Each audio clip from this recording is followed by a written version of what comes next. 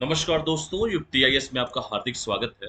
आज है 21 जून और आज हम बात करेंगे आज के महत्वपूर्ण करंट अफेयर के टॉपिक पे। क्योंकि 21 जून है ये अंतर्राष्ट्रीय योग दिवस पहला टॉपिक है, इस पे हम लोग चर्चा करेंगे। और दूसरा टॉपिक जो है फूड आउटलुक रिपोर्ट जारी की गई है 2023 की, इसके बारे में हम लोग चर्चा करेंगे। ठीक है, चूंकि 21 जून है आप सभी जानते हैं। ये दिए गए नंबर पर संपर्क कर सकते हैं, युक्ति आईएएस का ऑफिशियल वेबसाइट है, ये टेलीग्राम का लिंक है, टेलीग्राम से आप लोग जुड़ सकते हैं। ठीक है? तो आप सारी टेस्ट सीरीज अवेलेबल हैं, सारे कोर्सेज अवेलेबल हैं, एनसीईआरटी का बैच भी है, दैनिक जागरण राष्ट्रीय संस्करण का भी है। चलिए सबसे पहले जो है आज का टॉपिक पे हम लोग बात करते हैं 21 जून। 21 जून को अंतर्राष्ट्रीय योग दिवस मनाया जाता है। योग के बारे में खैर सभी जानते होंगे, भारत में 2015 से जो है इसकी शुरुआत की गई थी। तो आइए हम बात करते हैं 21 जून अंतर्राष्ट्रीय योग दिवस के बारे में। तो चलिए सबसे पहले स्टार्ट करते हैं। आज चूंकि योगा दिवस है, आप सभी लोगों ने मिलकर योगा बनाया होगा। योग क्या है? योग एक अभ्यास है। जो योगा होता है, योगा क्या है? एक अभ्यास है जिसकी उत्पत्ति कहाँ पर हुई? भारत में हुई है। तो अगर आपसे कोई पूछे कि योग की उत्पत्ति या योग का ओरिजिन कहाँ पर है, तो वो भारत में है। योग शब्द जो बना है संस्कृत का शब्द है और जिसका अर्थ होता है जुड़ना। भाई योग का मतलब क्या होता है? मान लीजिए 1+2 करते हैं, तो 1+2 को क्या करते हैं? योग करते हैं। यही कहा जाता है ना। तो योग का मतलब क्या होता है? जुड़ना। और ये योग किस प्रकार का शब्द है? तो ये संस्कृत का शब्द है। ठीक है। तो जिसकी उत्पत्ति कहाँ पर हुई है? भारत में हुई है। जिसका मतलब क्या होता है? योग एक अभ्यास है। योग शरीर और चेतना के एकीकरण का प्रतीक होता है।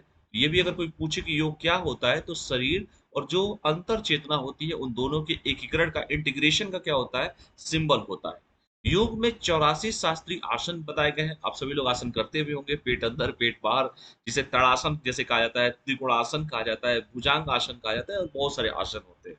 ठीक है। खैर जितना जानना है बस उतना ही जानिए आप लोग। प्रतिवर्ष दुनिया भर में जो है 21 जून को अंतर्राष्ट्रीय योग दिवस मनाया जाता है। इसका उद्देश्य क्या है? कि योग के लाभ के बारे में लोगों को जागरूक करना है, उसको जागरूकता को फैलाना है, अवेयर करना है, लोगों को बताना है कि योग से कितना बेनिफिट होता है, और लोगों को अपने स्वास्थ्य के परत जो है सचेत करना है। आज देख ही रहे हैं कि हम लोग जो है वेस्टर्न कल्चर को कितना ज़्यादा फॉलो कर रहे हैं, मोमोज, चाउमीन, और दिन भर ऐसी चीज़ें खा रहे हैं, तेली पदार्थ, जिससे फैट जो है बहुत ज़्यादा लोगों में बढ़ता जा रहा है, जिससे कि हार्ट अटैक का सबसे ज़्यादा जो है आप देखेंगे चांसेस जो है बढ़ते जा रहे हैं। भारत में बहुत अमूमन हो गया है। छोटे बच्चों से लगाए बड़े लोगों में तो खैर पेट निकलने का समस्या है ही, मोटापा का समस्या है, लेकिन छोटे बच्चों में भी मोटापा की समस्या दिखाई दे रही है। तो इसीलिए योग जो है, योग के बारे में बताया गया है कि योग से कितना लाभ है, कि आपको तरह तरह के 84 शास्त्रीय आसन दिए गए हैं। तरह तरह के आसन है उसको करना चाहिए, जिससे कि आपका पेट या आपका शरीर जो होगा स्वस्थ रहेगा। जब शरीर स्वस्थ रहेगा तो स्वस्थ मन जो होता है, वो जो है स्वस्थ शरीर रहेगा तो स्वस्थ मन भी आपका रहेगा, वो काम करने में अच्छा भी लगेगा। इसी के बारे में चूंकि ये सब चीजें नॉर्मल सी है, सभी लोग जानते हैं। अंतर्राष्ट्रीय योग दिवस के बारे में सबसे पहले देखिए 2015 में जो मनाया गया था। 2014 में मोदी जी सत्ता में आए थे, 2015 में पहली बार मनाया गया था। और इस दिन को मनाने का उद्देश्य क्या है? योग का अभ्यास करके करने के लाभों के बारे में वैश्विक जागरूकता बढ़ाना है। ठीक है। तो अभ्यास आज भी लोग कर रहे हैं, 2015 से लगातार चीजें चल रही हैं। योग का अभ्यास भी हो रहा है, और लोग लाभों के बारे में, क्या उसके बेनिफिट्स होते हैं, तो एक साथ सभी लोग योगा करते हैं, बेनिफिट देखते हैं। थीम क्या है? योगा फॉर वसुधैव वसुधैव कुटुंबकम। जो हमारी वसुधैव कुटुंबकम की नीति है, ये जो थी उसी की थीम थी, योगा फॉर वसुधैव कुटुंबकम। पृथ्वी क्या है? परिवार के समान है। क्या है? पृथ्वी परिवार के समान। कुटुंब का मतलब परिवार होता है। पृथ्वी पृथ्वी क्या है? परिवार के समान। और पृथ्वी पर सभी लोग जो रहते हैं वो परिवार के सभी भाई लोग हैं, समान है। ठीक है। तो ये 2015 में पहली बार मनाया गया था, ये भी आप लोगों ने जाना। इस वर्ष की जो थीम क्या है, देख लीजिए क्या है। इस वर्ष की जो थीम है 2023 की, वैश्विक महामारी के समय योग के महत्व पर केंद्रित है। इस वर्ष की जो थीम है, क्योंकि अभी ग्लोबल महामारी देख ही रहे फैली हुई है। क्योंकि दुनिया भर के अधिकांश देश जो है लॉकडाउन और सोशल डिस्टेंसिंग के मानदंडों का पालन अभी भी कर रहे हैं, और कई आर्थिक गतिविधियां रुक गई हैं। जो नौकरी की असुरक्षा, आर्थिक रूप आदि के कारण तनाव के परिणाम स्वरूप व्यक्तियों के मानसिक और शारीरिक स्वास्थ्य दोनों पर नकारात्मक प्रभाव डालते हैं। अभी आप लोगों ने देखा कि जब भारत में लॉकडाउन लगा था, तो लोगों की जो मना स्थिति थी, जो लोगों की अंदर की जो संवेदना थी, आप लोग देख रहे हैं कितना लोग डिस्टर्ब हो चुके थे। खास करके हमारे फिल्म इंडस्ट्रीज वाले, जो जिनको हम हीरो समझते थे, वही जीरो साबित हो गए। तो 4 महीने अपना खर्चा तक नहीं संभाल पाए।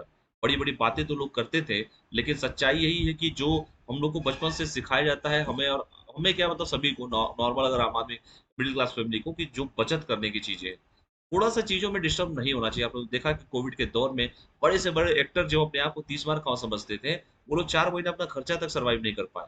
इससे यही प्रतीत होता है कि वो लोग की जीवन बहुत अधूरा है। और लॉकडाउन ने लोगों के जो मनःस्थिति पर जो है बहुत गहरा प्रभाव डाला था।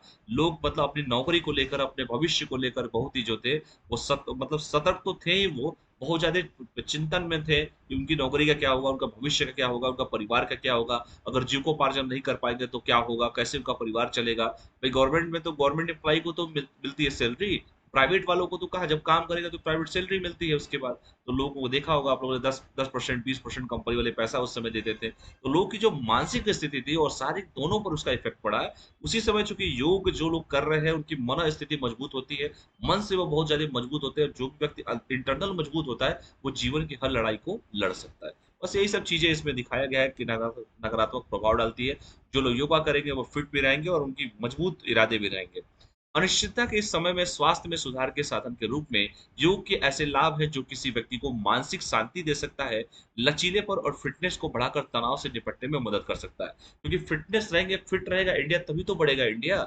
इसलिए हमारे शरीर को फिट रहना है, हमें योगा करना है, हम सभी को योगा करना है, शरीर को फिट रखना है, तनाव मुक्त रखना है। जीवन में एक ही चीज़ है कि तनाव मुक्त अपने आप को रखिए। जितना ज़्यादा तनाव लेंगे, जितना ज़्यादा स्ट्रेस लेंगे, आपकी समझिए कि जो काम करने के जो काम करने का जो समय है, वो डिस्टर्ब होगा। यानी कि आप अपने मनःस्थिति को मजबूत कीजिए, आप अपने तनावपूर्ण जीवन को जीजिए और आपने देखिए जीवन फर्स्ट क्लास चलेगा। इंटरनेट पर उपलब्ध विभिन्न ऑनलाइन संसाधनों के माध्यम से घर से योग सीखा और अभ्यास किया जा सकता है। बाबा जी 5 बजे उठा ही देते हैं रामदेव बाबा, ठीक है? तो भारत ने संयुक्त राष्ट्र महासभा के 69वें सत्र के उद्घाटन के दौरान जो है, अंतर्राष्ट्रीय योग दिवस के विचार के लिए प्रस्ताव भारत ने सबसे पहले रखा था। 69वें सत्र में जब संयुक्त राष्ट्र महासभा का चल रहा था, तो उन्होंने भारत सरकार ने क्या किया था, अंतर्राष्ट्रीय योग दिवस मनाने के लिए विचार रखा था, प्रस्ताव रखा था, उस प्रस्ताव को उन लोगों ने माना भी था। ठीक है? सभी जानते हैं।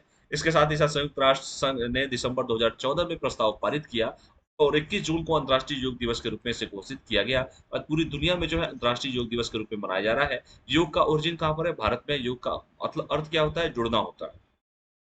पहला योग दिवस 2015 में राजपथ नई दिल्ली में मनाया गया था और उसने 35,985 लोगों के साथ दुनिया का सबसे बड़ा योग सत्र होने का गिनीज वर्ल्ड रिकॉर्ड बनाया गया था। पहली बार जब होया था तो अब तो देखा ही होगा, ठीक है? तो काफ़ी देखने लायक दृश्य था उस समय।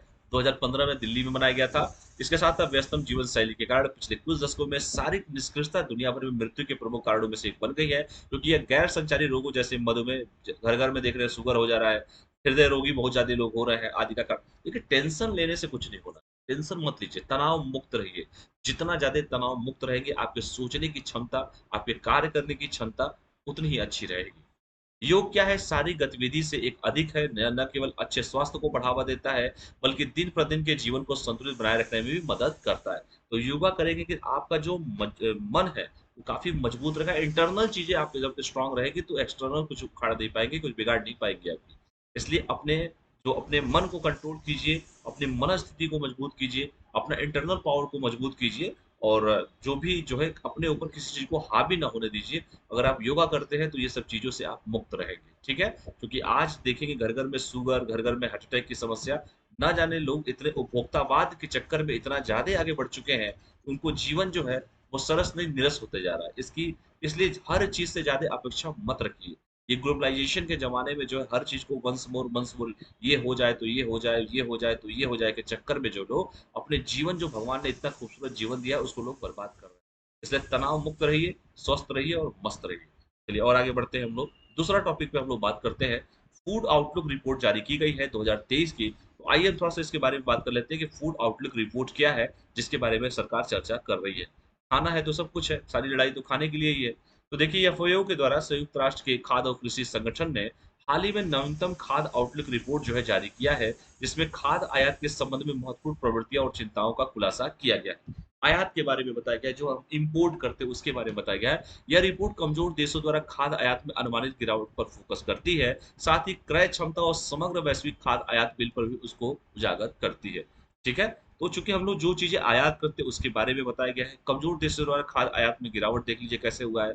एफएओ कहता है, एफएओ के अनुसार कहा गया है कि कमजोर देशों को इस साल खाद्य आयात में गिरावट का अनुभव होने की उम्मीद है। सबसे कम विकसित देशों के लिए खाद्य आयात बिल में अनुमानित गिरावट 1.5% का है और इसके अतिरिक्त शुद्ध खाद्य आयात करने वाले विकासशील देशों में खाद्य आयात की मात्रा 4.9% की अधिक महत्वपूर्ण गिरावट देखी जा सकती है। यह गिरावट इन देशों की क्रय क्षमता के बारे में चिंता पैदा करती है, जो संभावित रूप से खास सुरक्षा चुनौतियों का कारण बनी हुई है। तो ये देख लीजिए जो कमजोर देश है, जो विकासशील देश है, उनके जो खाद्य आयात में कमी इस बार देखने को मिल रही है। इसी के बारे में जो है चर्चा किया जा रहा है और ये जो गिरावट हो रही है उन देशों की जो क्रय क्षमता है, परचेजिंग पावर जो है, क्रय क्षमता जो है उसके बारे में चिंता पैदा करती है, जो संभावित रूप से खाद्य सुरक्षा चुनौतियों का कारण बनती है। ठीक है?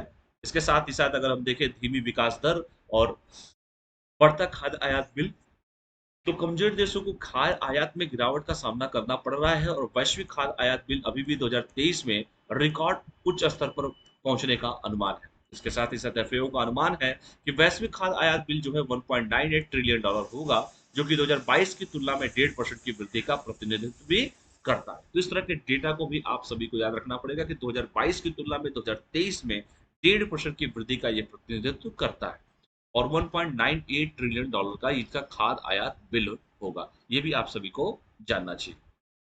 इसके साथ साथ अगर चावल और गेहूं दो के बारे में बात किया जाए, तो रिपोर्ट चावल और गेहूं के उत्पादन में प्रत्याशित परिवर्तनों पर प्रकाश डालती है। आगामी वर्ष में चावल का उत्पादन 1.3% से बढ़कर 523.5 मिलियन टन तक पहुंचने की उम्मीद है। हालांकि चावल के अंतर्राष्ट्रीय व्यापार के मात्रा के संदर्भ में 4.3% की कमी होने की भविष्यवाणी की गई है, जो कि 53.6 मिलियन टन है। ठीक है? इसके साथ साथ दूसरी ओर गेहूं के उत्पादन में 2022 में अपने सर्वाधिक उच्च स्तर की तुलना में 3% की गिरावट होने का अनुमान है 23 में। ठीक है? अपेक्षित कमी का श्रेय जो है रूसी संघ और ऑस्ट्रेलिया में कम बुआई वाले क्षेत्रों को दिया जाता है, जो चरम मौसम की घटनाओं से प्रभावित। और इस बार भी देख रहे हैं सूखे की स्थिति कितना भयावह है। इंडिया में आप देख ही सकते हैं कि बारिश नहीं हो रही है। तो ये भी चीजें हैं। तो इसको देख लीजिएगा, चावल और गेहूं के जो उत्पादन में, चूंकि फैक्चुअल डेटा है इसमें कुछ ज्यादा बताने लायक है नहीं। चावल और गेहूं के उत्पादन में कमी आई है 2022 की तुलना में 23 में जो है कमी देखने को मिलती है। इसका मेन कारण जो बताया गया है कि रूसी संघ और ऑस्ट्रेलिया में कम बुआई वाले क्षेत्रों को दिया जाता है और जो चरम मौसम की घटनाओं से प्रभावित हुए हैं। तो ये रहे आज के महत्वपूर्ण करंट अफेयर। मुझे उम्मीद है कि आप लोगों को समझ में आया होगा। नेट कनेक्टिविटी की वजह से लाइव क्लास नहीं हो पाया, इसलिए मैं इसका रिकॉर्डिंग दे रहा हूँ। तो बने रहिए युक्ति आईएएस के साथ। चैनल को लाइक शेयर सब्सक्राइब जरूर कीजिए, ऐप को डाउनलोड कीजिए और इसको अच्छे से पढ़िए। चलिए, बहुत बहुत धन्यवाद। Thank you all of